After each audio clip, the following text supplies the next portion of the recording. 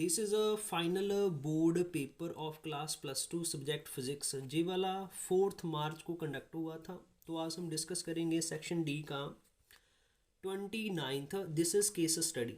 तो junction diode as a rectifier. First definition दिया है, the process of conversion of an AC voltage into DC voltage is called rectification and device which perform this conversion is called rectifier. और उसके बाद characteristics है PN junction diode के भी। अगर हम पीएन जंक्शन को फॉरवर्ड वाइस में लगाएंगे तो पीएन जंक्शन डायोड क्या ऑफर करेगा? Low resistance. अगर हम रिवर्स वाइस में लगाएंगे तो ये क्या ऑफर करेगा? High resistance.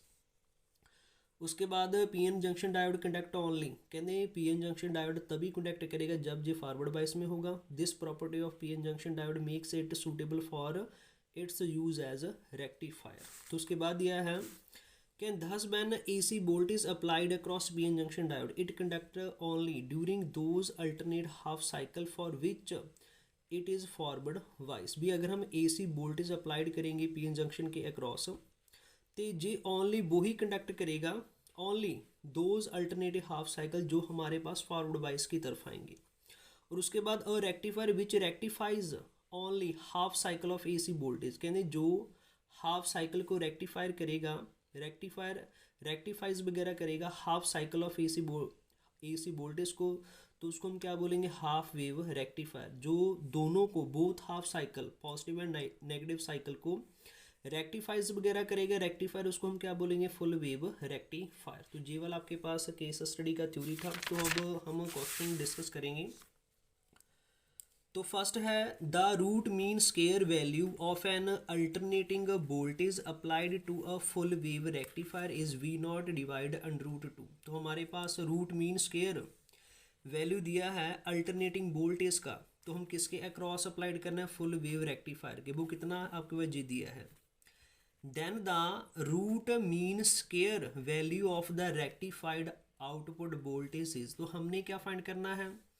मतलब root mean square value of rectified output voltage find करनी है। तो ऑलवेज कीप इन माइंड जितना हम अप्लाइड करेंगे फुल वेव रेक्टिफायर के अक्रॉस उतने हमें आउटपुट वगैरह मिलेगी। तो हम इनपुट में क्या दे रहे हैं? Alternating voltage, RMS value of alternating voltage. तो हमारे पास RMS value of rectifier voltage, output voltage कितना आएगा? Option number A. Next second है in a full wave rectifier the current in each of the diode flow for. तो full wave rectifier के बीच जो करंट है ईच डायोड्स में flow करेगा किसके लिए? तो इसका आपके पास आएगा option number B, half cycle of the input signal. Option number B is the right answer. Next आपके पास थर्ड है in a full wave rectifier. Full wave rectifier के बीच क्या होता है? दो डायोड होते हैं, तो D1 एंड D2। तो ऑप्शन नंबर सी आएगा भी, one is a forward biased and other is a reverse biased at the same time. तो option number C the right answer.